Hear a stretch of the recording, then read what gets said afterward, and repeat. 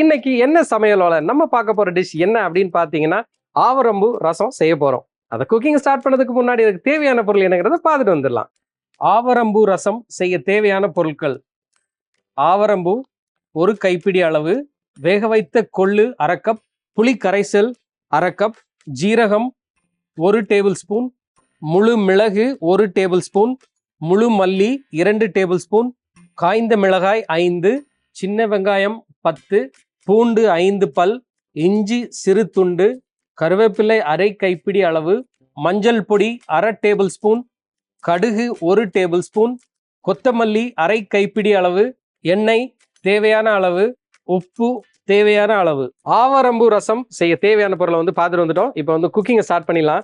அதாவது முன்னாடி ஒரு பழமொழி ஒன்று சொல்லுவாங்க, ஆவாரை பூத்திருக்க சாவாரை பார்ப்பதுண்டோ அப்படின்னு. என்ன அப்படின்னா, ஆவரம்பூ அது ஒரு சங்க காலத்துல இது ஒரு பழமொழியா வச்சிருந்தாங்க. ஏன்னா அது அந்த பழமொழி ஏன் வச்சாங்கன்னா அது உண்மை. ஏன்னா அந்த ஆவரம்பூல நிறைய மருத்துவ குணங்கள் நிறைய இருக்கு. அதனாலதான் ஆவாரை பூத்திருக்கிற டைம்ல நிறைய சாவு இருக்காதான். ஏன்னா அவ்வளோக்கு அவ்வளவா இதுல ஹெல்த் பெனிஃபிட் நிறைய இருக்கு. ஸ்பெஷலா இந்த சுகர் இருக்கு இல்லையா, சுகர் பேஷண்ட்டு, அப்புறம் யூரினல் ப்ராப்ளம் இருக்கவங்களாம் இந்த ஆவரம்பூ சாப்பிட்டீங்கன்னா ரொம்ப ரொம்ப நல்லது. ஆனால் லைட்டாக கசக்கும். ஆனால் பார்க்கும்போது என்ன ஆகும்னா இதில் சில தண்டு, அதாவது என்ன சொல்றதுன்னா, அந்த பூ விரியாமல் இருக்கும். விரியாமல் இருக்கிறதுல நீங்கள் என்ன செய்யணும்னா, இதை ஓப்பன் பண்ணிங்கன்னா உள்ளே இது மாதிரி இருக்கும். இதை நீங்கள் தூர போட்டணும். இதை நான் சாப்பிட முடியாது. அதனால் அந்த பூ விரியாதுக்கு முன்னாடி இருக்கு இல்லையா, அந்த மொட்டுன்னு சொல்லுவோம், அந்த இதை மட்டும் நீங்கள் யூஸ் பண்ணுங்கள். பூ விரிஞ்சிருந்தாலும் நீங்கள் யூஸ் பண்ணலாம். ஆனால் இது மாதிரி இருக்கிற அந்த உள்ள நரம்பு மாதிரி இருக்கும், அதை நம்ம யூஸ் பண்ணக்கூடாது. அதை சாப்பிடவும் முடியாது. ஸோ இதனால தான் இது என்னென்னா நிறைய மருத்துவ குணங்கள் நிறைஞ்ச ஒரு ரசம் இன்னைக்கு நம்ம செய்ய போகிறோம். முதல்ல நம்ம என்ன செய்ய போகிறோம்னா, ரசம் வீட்டில் செய்யும் பொழுதே நம்ம பூண்டு இஞ்சி இதெல்லாம் போட்டு நல்லா என்ன செய்வோம்னா இடிப்போம். அதே மாதிரி தான் முதல்ல நம்ம என்ன செய்ய போகிறோம், ஜீரகம் எடுத்திருக்கேன்,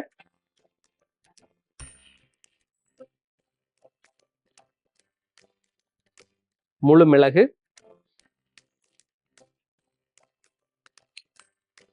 முழு மல்லி,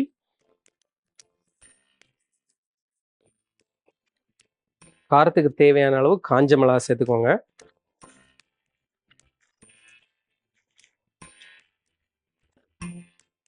பூண்டுல பாட்டி மாதிரிலாம் என்ன செய்வாங்கன்னா அந்த தொலியை எடுக்க மாட்டாங்க. தோல் பகுதி இருக்குல்ல, அதை எடுக்க மாட்டாங்க. அதனால நம்ம என்ன செய்ய போறோம்னா அந்த தோலையும் நம்ம சேர்த்து தான் இன்னைக்கு நம்ம அரைக்க போறோம். லைட்டா இடிச்சு எடுத்தா போதும். அந்த நேரத்தில் இஞ்சிலையும் நம்ம என்ன செய்ய போறோம்னா அந்த தோலை அப்படி வைக்க போறோம். இஞ்சி, கொஞ்சம் கருவேப்பிலை, இதையும் சேர்த்து நம்ம என்ன செய்ய போறோம்னா நல்லா கொரன்னு நல்லா அரைச்சி எடுத்துடலாம். இப்போ என்னன்னா இந்த ஆவரம்பூக்கு நம்ம என்ன செஞ்சிட்டோம்னா இந்த முழு மல்லி, முழு ஜீரகம், காஞ்ச மிளகாய், இஞ்சி, பூண்டு இதெல்லாம் நல்லா கொரன்னு இந்த இருக்கு இல்லையா, இது மாதிரி நம்ம அரைச்சி எடுத்துருக்கோம். இப்போ நம்ம என்ன செய்ய போறோம்னா, நான் ஒரு சைடில் ஒரு மண்சட்டி எடுத்திருக்கேன். அது நல்லா சூடாச்சு. இதில் கொஞ்சம் எண்ணெயை சேர்த்துடலாம்.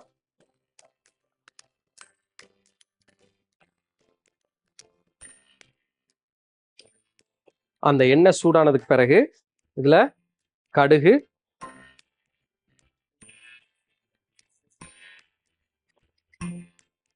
லைட்டா அப்படியே பொரிய ஆரம்பிக்குது. இதே நேரத்தில் நம்ம என்ன செய்ய போறோம்னா, நான் சின்ன வெங்காயம் எடுத்திருக்கேன், அதையும் இதுல சேர்த்துலாம்.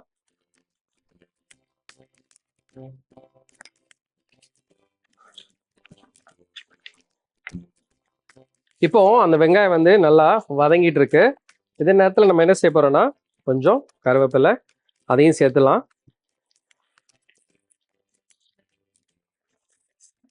நல்லா அப்படியே மிக்ஸ் பண்ணி விட்டுருங்க.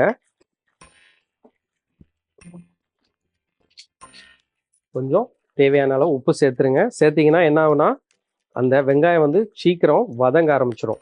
அதெல்லாம் கொஞ்சம் உப்பையும் சேர்த்தாச்சு.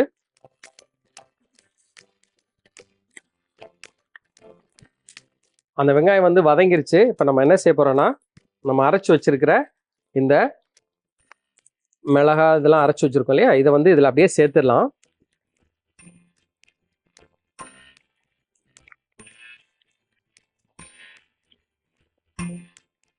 எங்கள் ஊர்லலாம் பார்த்தீங்கன்னா அந்த பாட்டி மாதிரிலாம் என்ன செய்வாங்கன்னா, அந்த பூண்டில் அந்த தோல் எடுக்க மாட்டாங்க. அது ஒரு சூப்பரான ஒரு டேஸ்ட் வருங்க உண்மையிலே.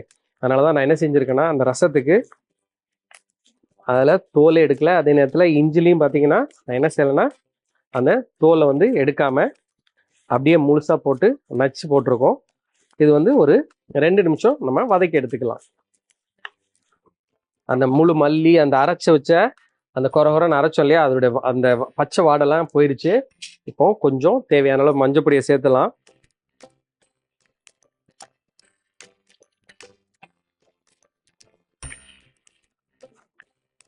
இதனுடைய மனமே பார்த்தீங்கன்னா சூப்பராக இருக்கு. ஏன்னா அந்த பூண்டு, அந்த இஞ்சி, அந்த மிளகு, அந்த முழு மல்லி, சீரகம், இந்த ஃப்ளேவரே சூப்பராக இருக்குங்க. இப்போ நம்ம என்ன செய்ய போறோம்னா கொஞ்சம் தண்ணியை சேர்த்துலாம்.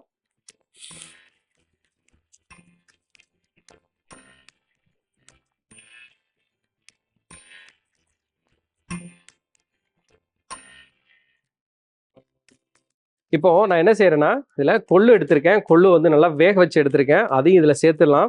கொள்ளு வந்து இன்னும் உடம்புக்கு நல்லது. நீங்கள் கொள்ளு போடணும் அப்படின்லாம் தேவையில்லை. கொள்ளை சேர்த்திங்கன்னா இன்னும் என்ன ஆகும்னா நல்லா ஹெல்த்தி பெனிஃபிட் வந்து நிறைய இருக்கும். ஸோ கொள்ளுவையும் நான் அதில் சேர்த்துருக்கேன். கொள்ளு ஆப்ஷனல், சரிங்களா? இப்போ இது நல்லா வெந்து வர வரைக்கும், நல்லா கொதிக்கிற வரைக்கும் நம்ம வெயிட் பண்ணலாம். இப்போ இந்த தண்ணி வந்து நல்லா பாயில், அதாவது கொதிக்க ஆரம்பிச்சாச்சு. இது நேரத்தில் நான் வந்து என்ன வச்சுருக்கேன்னா இந்த ஆவரம்பூ இருக்குல்ல, இதை வந்து நம்ம இதில் சேர்க்க போகிறோம். இந்த ஆவரம்பூவில் ரொம்ப ஹெல்த் பெனிஃபிட் என்ன அப்படின்னு பார்த்தீங்கன்னா, இது வந்து அதான் அந்த பழமொழி சொன்னேன் இல்லையா, ஆவரம்பு பூத்திருக்க சாவாரை காண்பதுண்டோ அப்படிங்கிற மாதிரி அது ஒரு பழமொழி கரெக்டாக தாங்க இருக்குது. இந்த காலத்தில் வந்து ஆவரம்பு அப்படின்னா யாருக்குமே தெரியறது இல்லை. ஆனால் நீங்கள் சவுத், அதாவது திருநெல்வேலி, இந்த அம்பாசமுத்திரம், இந்த தூத்துக்குடி, இந்த பெல்ட்டில் நீங்கள் வந்து பார்த்தீங்கன்னா நிறைய என்ன இருக்குன்னா ஆவரம்பு ரோட்டில் நிறைய இருக்கும். ஆனால் அதோட பெனிஃபிட் இருக்குதுன்னு யாருக்குமே தெரியறது இல்லை. இது சாப்பிட்றதுனால என்ன ஆகும் அப்படின்னீங்கன்னா உடம்புல இருக்கிற பாதியான நோய்கள் எல்லாம் குணமாகும். இதை சாப்பிட்டுட்டே வந்துட்டு இருந்தீங்கன்னா இதோட குணம், அதாவது என்ன, இதை சாப்பிட்டுட்டே வந்தீங்கன்னா நோய் எதுவும் நல்ல நோய் எதிர்ப்பு சக்தி வந்து நிறைய நம்மளுக்கு கிடைக்கும். இதில் வந்து ஒரு கசப்பு தன்மை இருக்கும். அதனால அந்த ஆவரமுடைய பூ வந்து கொஞ்சம் வேகிற வரைக்கும் நம்ம வெயிட் பண்ணலாம். இதை வந்து என்ன செய்வாங்கன்னா சில நேரத்தில் ஆவரம் அரைச்சி வந்து உடம்புலலாம் தடவுவாங்க. அது ஏன் அப்படின்னா அது வந்து அந்த சாஃப்ட், அந்த ஸ்கின் வந்து தோல் பகுதி வந்து நல்லா சாஃப்ட் ஆகும்னு அந்த காலத்தில் வந்து எழுதி வச்சிருக்காங்க. இது நான் சொல்லலை. இது வந்து பழைய காலத்திலேயே வந்து இந்த ஆவரம்பை பற்றி நிறைய வந்து ஒரு படம் கூட எடுத்திருக்காங்க. ஸோ அதனால கண்டிப்பாக நீங்கள் வந்து ஆவரம்பு எங்கே இருந்தாலும் நீங்கள் கண்டிப்பாக ட்ரை பண்ணி பாருங்கள். இதை இப்போ உள்ள காலங்களெல்லாம் என்ன பண்ணுறாங்கன்னா இந்த ஆவரம்பை வந்து அதாவது யூரோப் கண்ட்ரீஸ்க்கெலாம் நல்லா ட்ரை பண்ணி பவுடர் பண்ணி வெளிநாட்டுக்கு அனுப்புகிறாங்க. அதை வந்து அவன் பேக் பண்ணி என்ன செய்கிறான்னா அதை வந்து இந்த சுகர் பேஷண்ட்லாம் இருக்காங்க இல்லையா, அவங்களுக்கு வந்து பொடியில் வந்து அதை தண்ணியில் இந்த பொடியை மிக்ஸ் பண்ணி கொடுக்குறாங்க. உடனே என்ன ஆகுதுன்னா அந்த சுகர் லெவலில் வந்து கண்ட்ரோல் பண்ணுது. அதே நேரத்தில் சுகர் வராமலும் தடுக்குது. அதே மாதிரி நீரிழிவு நோய், யூரினல் ப்ராப்ளம் இருக்கவங்க, இதெல்லாம் இருக்கிறவங்க எல்லாரும் நீங்கள் என்ன செய்யணும், கண்டிப்பாக இந்த ஆவரம்பூவை அட்லீஸ்ட் வாரத்துக்கு வந்து ஒரு 2 திருப்பு நீங்கள் குடிங்க, இல்லை வந்து சாப்பிட்டு பாருங்கள். இட்ஸ் ரியலி உங்களுடைய உடம்புக்கு வந்து நல்ல ஒரு ஆரோக்கியத்தை கொடுக்கும். இப்போ நல்லா கொதிக்க ஆரம்பிச்சாச்சு. இப்போ நம்ம என்ன செய்ய போகிறோன்னா வச்சிருக்கிற இந்த புளி தண்ணி இதையும் இதில் அப்படியே சேர்த்துலாம்.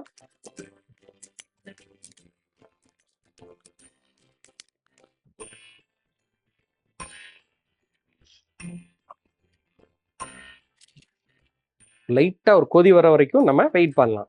இப்போ உங்க பார்த்தாலே தெரியும் அந்த ரசம் வந்து செமையா இருக்குங்க. ஏன்னா அந்த மல்லி, அந்த ஜீரகம், அந்த பூண்டு, அந்த இஞ்சி இதெல்லாம் சேர்க்கும் பொழுது ரசம் வந்து வேற லெவல்ல செமையா இருக்கு. இந்த ஆவரம்பூ இருக்கு இல்லையா, இதை வந்து என்ன செய்வாங்கன்னா சங்க காலத்துல, இப்போ பண்றாங்களா என்னங்கிறது தெரியாது. சங்க காலத்துல என்ன பண்ணியிருக்காங்கன்னா இந்த மாட்டு பொங்கல் இருக்கு இல்லையா, மாட்டு பொங்கலுக்கு அந்த மாடுகளுக்கெல்லாம் என்ன செய்வாங்கன்னா இது வந்து தோரணம் மாதிரி கழுத்துல கட்டி மாலை மாதிரி செஞ்சு போடுவாங்க. அதே நேரத்தில் வீடுங்களை வந்து தோரணம் போடுவாங்க. இது மாதிரி நிறைய ஃபங்க்ஷன்லாம் வந்தால் என்ன பண்ணுவாங்கன்னா அந்த காலத்தில் ஆவரம் வந்து ரோட்டில் நிறைய இருக்கிறதுனால, சீப்பாகவும் இருக்கிறதுனால, ஃப்ரீயாகவும் கிடைக்கிறதுனால ஆவரம்பூ என்ன செய்வாங்கன்னா வீடுகளும் அலங்கார பொருளாகவும் அங்கே முன்னாடி வந்து யூஸ் பண்ணி இருந்திருக்காங்க. இப்போ கடைசியில் நம்ம என்ன செய்ய போகிறோன்னா கொஞ்சம் மல்லி இலை அதையும் இதில் சேர்த்துடலாம். இதை அப்படியே எடுத்து பிளேட் பண்ணிடலாம். தேவையான அளவு உப்பையும் சேர்த்துக்கோங்க.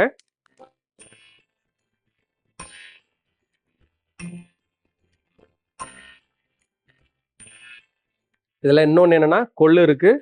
கொள்ளு வந்து நல்ல உடம்புக்கு ரொம்ப நல்லது. இதை சாப்பிட்றதுனால என்ன ஆகும்னா நம்ம உடம்பு வந்து வெயிட் லாஸும் பண்ணிக்கலாம்.